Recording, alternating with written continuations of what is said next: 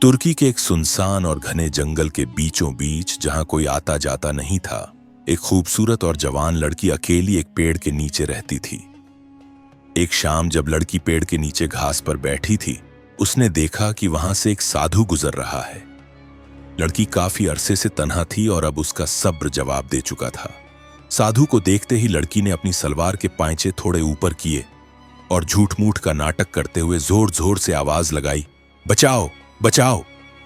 साधु भागता हुआ उस लड़की के पास आया और बोला, क्या हुआ तुम्हें? लड़की बेताबी से साधु की तरफ देखती रही और फिर बोली, जरा देखो, मेरे पांव में बहुत दर्द हो रहा है। आह। साधु बोला, मैं एक साधु हूं, फिक्र मत करो, अभी देखता हूं। और जैसे ही साधु ने लड़की के पांव को छुआ, लड़की को एक अजीब सा सुकून मिला। वो साधु के चेहरे की तरफ देखती रही, जैसे वो कुछ और ही चाहती हो।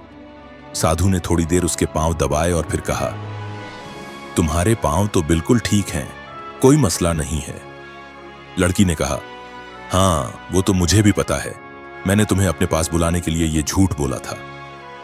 साधु ने कहा, लेकिन क्यों? लड़की ने कहा, मैं एक जवान लड़की हूं और काफी अरसे से अकेली हूं, मुझसे अब और सब्र नहीं होता, तुम यहां मेरे साथ रात गुजार लो। साधु जैसे ही गुस्से में वहां से उठकर जाने लगा, लड़की साधु की तरफ बढ़ी और उसका हाथ पकड़ लिया। नहीं, मैं तुम्हें अब ऐसे ही नहीं जाने दूंगी, मैं बहुत वक्त से इंतजार कर रही हूं, तुम्हें मेरे साथ रुकना ही होगा। साधु को समझ नहीं आया कि एक जवान लड़की मुझ जैसे बूढ़े के साथ क्या करना चाहती है, लेकिन जैसे ही साधु ने लड़की के चेहरे की तरफ देखा, उसे देखकर उसे एक अजीब सा सुकून मिला। वो लड़की की तरफ खींचा चला आया और उसके करीब आकर उसे देखने लगा, लेकिन नजर कमजोर होने की वजह से उसे लड़की का चेहरा वाजह दिखाई नहीं दिया। लड़की ने पूछा, क्या देख रहे हो ऐसे? साधु ने कहा, तुम्हारा चेहरा मुझे ठीक से दिखाई नहीं दे रहा, लेकिन तुम्हारे पास आने से मुझे एक अपनापन सा महसूस हो रहा है। लड़की के चेहरे पर थोड़ी सी खुशी आ गई, जैसे वो अपने मकसद में कामयाब हो रही हो। बातें करते करते अब उस घने जंगल में रात हो चुकी थी, अंधेरा छा गया था। लड़की ने साधु से कहा, अब मेरे पास रुक रहे हो ना? साधु थोड़ी देर खामोश रहा, फिर बोला, अब इस अंधेरे जंगल में रात के वक्त मैं कहां जाऊंगा, रात यहीं गुजार लेता हूं। लड़की दिल ही दिल में मुस्कुराई, जैसे उसके तीर सही निशाने पर लग रहे हों। लड़की और साधु वहीं घने जंगल में पेड़ के नीचे घास पर बैठ गए। लड़की ने साधु से कहा, मैं यहीं घास पर सोती हूं, क्या तुम भी सो जाओगे? साधु बोला, तुम जहां जगह दोगी मैं सो जाऊंगा। लड़की के चेहरे पर थोड़ा सुकून आया और उसने साधु से कहा, हम दोनों यहीं घास पर सो जाते हैं। लड़की और साधु दोनों पेड़ के नीचे घास पर लेट गए। साधु की आंख लग गई और वो सो गया, लेकिन लड़की न सो पाई। वो साधु की तरफ प्यार भरी निगाहों से देखती रही। सुबह हुई और साधु जैसे ही उठकर जाने लगा, लड़की भी उठी और उसके करीब आकर बोली, कहां जा रहे हो?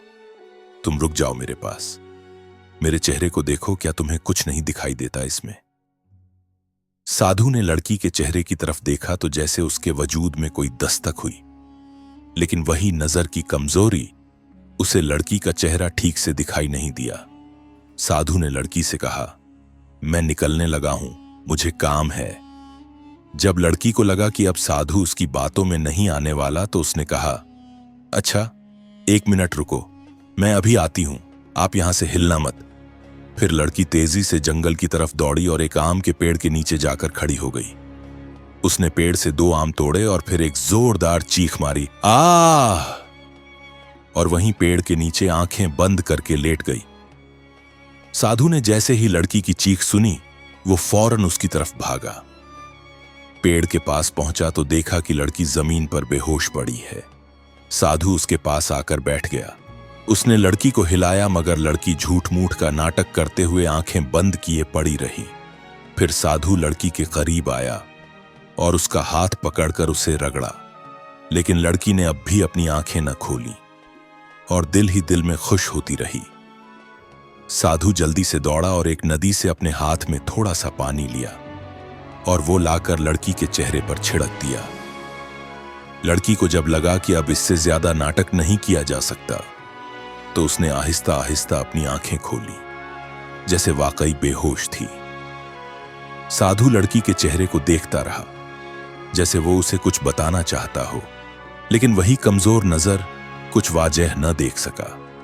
इससे पहले कि साधु लड़की से पूछता कि तुम्हारे साथ ये सब क्या हुआ, लड़की उठी और उस साधु के गले लग गई। साधु ने उसे पीछे हटाना चाहा, लेकिन वो उसे हटा ना पाया। साधु को उस लड़की से एक अपनापन सा महसूस हुआ। वो एकदम पीछे हुआ और बोला, ये सब क्या है और तुम बेहोश कैसे हो गई थी? लड़की बोली, मैं तुम्हारे लिए आम तोड़ने गई थी और यहां गिर गई और बेहोश हो गई। साधु ने कहा, अच्छा, मुझे अब इजाजत दो, मैं चलता हूं। लड़की परेशान हुई और साधु के करीब आकर बोली, आप अपनी आंखों से तो मुझे वाजह नहीं देख सकते, लेकिन क्या मुझे महसूस भी नहीं कर सकते? साधु बोला, पता नहीं क्यों, जब मैं तुम्हारे करीब आता हूं तो तुमसे एक अपनापन सा महसूस होता है। लड़की थोड़ी सी मुस्कुराई। उसने पेड़ से तोड़े हुए आम अपने साथ लिए और साधु को लेकर उसी पेड़ के नीचे आ गई जहां वो रहती थी। लड़की और साधु ने पेड़ के नीचे बैठकर एक एक आम खाया। अब शाम हो चुकी थी। दोनों उसी पेड़ के नीचे घास पर बैठे थे। फिर लड़की ने अचानक साधु से कहा, अपनी टांगें सीधी करो। साधु ने हैरानी से पूछा, क्यों? लड़की बोली, करो तो। साधु ने अपनी टांगें सीधी की। फिर लड़की उसके पांव दबाने लगी। साधु बोला, ये क्या कर रही हो? लड़की बोली, तुम थक गए होगे इसलिए तुम्हारे पांव दबा रही हूं। फिर लड़की अचानक उठी और भागती हुई नदी पर गई। उसने एक मिट्टी के ग्लास में पानी भरा और वापस आकर साधु के बहुत करीब आकर उसके हाथों में वो पानी थमा दिया। साधु ने पानी पिया और पानी पीते ही उसे नींद आई और वो सो गया। रात हो चुकी थी। लड़की उसके पास बैठी उसे देख रही थी। फिर लड़की उसके करीब आई, उसके माथे पर प्यार किया और उसका सिर दबाने लगी। अचानक साधु की आंख खुली तो लड़की उठी और घास पर लेटकर सो गई। लड़की बोली, क्या अब तुम मुझे अकेला छोड़कर चले जाओगे? साधु बोला, आखिर जाना ही तो है, आज नहीं तो कल। लड़की साधु के करीब आई और उसकी आंखों में देखते हुए बोली, आज तुम मेरे साथ और रह लो, मुझसे अब और सब्र नहीं होता, मैं तुम्हारे साथ वक्त गुजारना चाहती हूं। साधु ने कहा, क्या मतलब है तुम्हारा? लड़की ने अचानक साधु का हाथ पकड़ लिया और उसे अपने साथ लेकर एक घने जंगल की तरफ ले जाने लगी। चलते चलते साधु ने कहा, यहां झाड़ियां और पेड़ों के पीछे कहां ले जा रही हो? लड़की बोली, आपने मतलब जानना है ना कि मैं क्या चाहती हूं। साधु हैरत से उसकी बातें सुनता रहा। लड़की उसे घने जंगल में दरख्तों और झाड़ियों के बीच से गुजारती हुई एक ऐसी सुनसान जगह पर ले गई जहां सिर्फ दरख्त ही दरख्त थे। साधु चुपचाप ये तमाम मंजर देखता रहा। लड़की ने दूर एक कपड़े से बनी झोपड़ी की तरफ इशारा किया और फिर साधु से कहा, आपको मेरे साथ उस झोपड़ी में जाना होगा। साधु ने जब झोपड़ी की तरफ देखा तो उसे ऐसा महसूस हुआ जैसे वो पहले कभी वहां आया हुआ है, लेकिन वो खामोश रहा। कहा, मुझे इस वीरान जगह और इस झोपड़ी के पास क्यों ले आई हो? लड़की बोली, अब वो वक्त आ गया है जिसके लिए मैंने आपको यहां रोका। मैं अब आपको अपने से दूर नहीं होने दूंगी। साधु बोला, ये कैसी बातें कर रही हो तुम, और उस झोपड़ी में चलने का क्यों कह रही हो? लड़की ने कहा, आप मेरे साथ झोपड़ी में आइए, वहीं जाकर सब पता चलेगा। जब साधु ने लड़की की ये बातें सुनी और झोपड़ी को देखा जिसमें वो पहले भी आ चुका था, तो उसके दिल में एक हलचल सी हुई और वो गुस्से से वहां से वापस पलट गया। लड़की भी उसके पीछे दौड़ती हुई आई और पीछे से आवाज दी, मुझे मालूम है कि आप इस जगह को जानते हो और आप जिस लड़की को लेकर यहां आए थे मैं उसे भी जानती हूं। दरवेश ये सुनकर एकदम दंग रह गया और वहीं एक जगह रुक गया। लड़की की तरफ देखते हुए बोला, तुम्हें किसने कहा कि मैं यहां आया था? लेकिन उसके अल्फाज उसका साथ नहीं दे रहे थे। लड़की फिर उसके करीब आई और बोली, मेरा मकसद आपको गुस्सा दिलाना नहीं है, मैं आपसे दूर नहीं करीब आना चाहती हूं। साधु फिर से चलने लगा और लड़की उसके साथ साथ चलने लगी। फिर ये दोनों उसी पेड़ के नीचे पहुंच गए जहां पहले रह रहे थे। रात हो चुकी थी और अंधेरा काफी छा गया था। दरवेश ने लड़की से कहा, अच्छा, अब मैं निकलता हूं, मैं और यहां नहीं रुक सकता। लड़की साधु के करीब आई और उसका हाथ पकड़ के कहा, इतनी रात में इस वीरान जंगल में आप कहां जाओगे? इतना ज्यादा अंधेरा है। साधु ने लड़की से कहा, पता नहीं तुम्हारे क्या इरादे हैं, लेकिन तुम्हारी बातों और तुम्हारे वजूद से मुझे एक अपनापन महसूस होता है। लड़की के चेहरे पर थोड़ी सी राहत आई और उसने कहा, मैं आपके लिए हर कुछ कर सकती हूं, बस आप मुझसे राजी हो जाओ।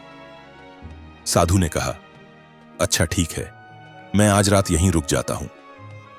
साधु उसी पेड़ के नीचे घास पर लेट गया। कुछ देर बाद उसकी आंख लग गई और वो सो गया। लड़की एक बार उठी, दरवेश के चेहरे को देखा जैसे उसे सुकून मिल गया हो, और फिर दोबारा लेटकर सो गई। सुबह हुई और साधु अभी सोया हुआ था। लड़की दबे पांव उठी, धीरे धीरे करके नदी में उतर गई और फिर जोर जोर से चिल्लाने लगी, कोई है, कोई है। साधु की आंख खुली। जब उसने देखा कि लड़की उसके पास नहीं है और दूर से पुकारने की आवाज आ रही है, तो वो फौरन नदी की तरफ दौड़ा। दरवेश वहां पहुंचा तो देखा कि लड़की नदी में है और उसका पूरा जिस्म पानी में भीगा हुआ है।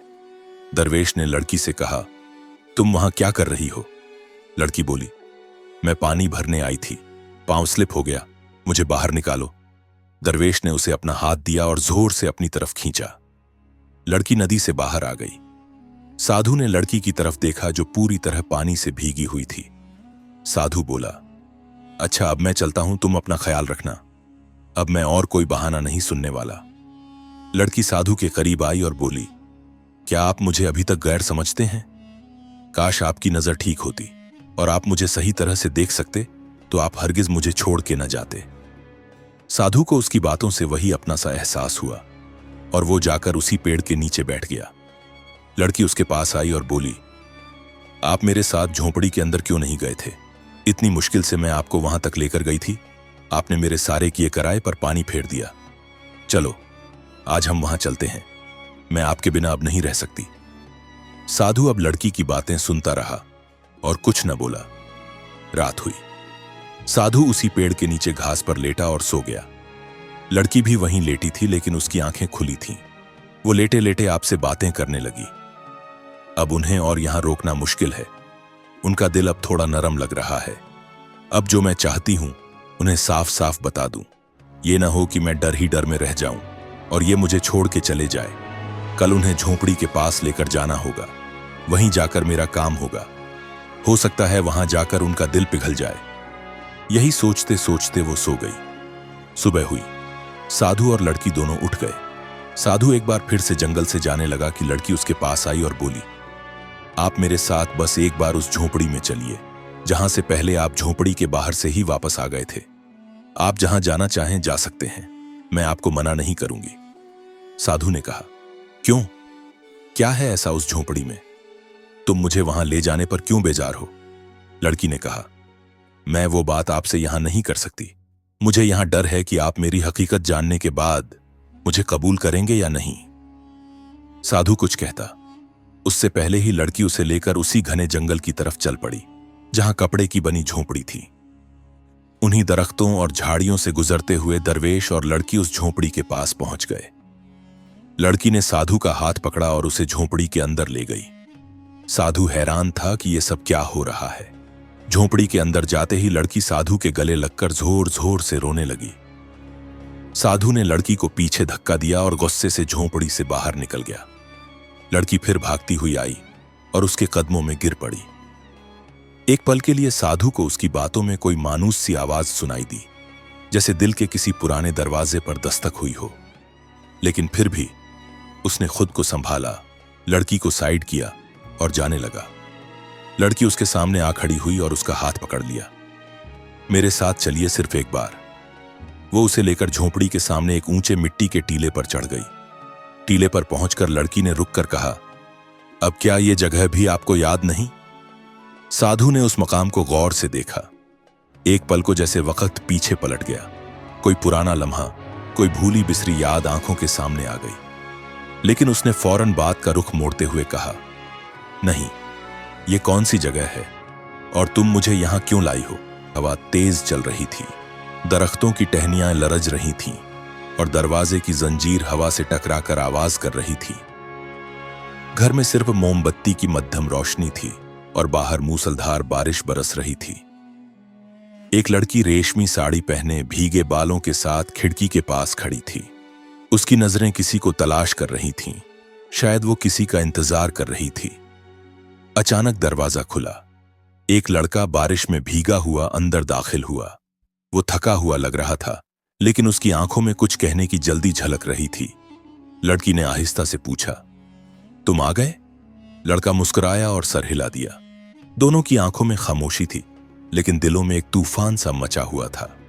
लड़का कपड़े बदलकर सीधा किचन में गया और बोला, कुछ खाने को दो, बहुत भूख लगी है। लड़की खामोशी से मुस्कुराई और खाना बनाने लगी। अब वो खामोशी भी सुकून देने लगी थी।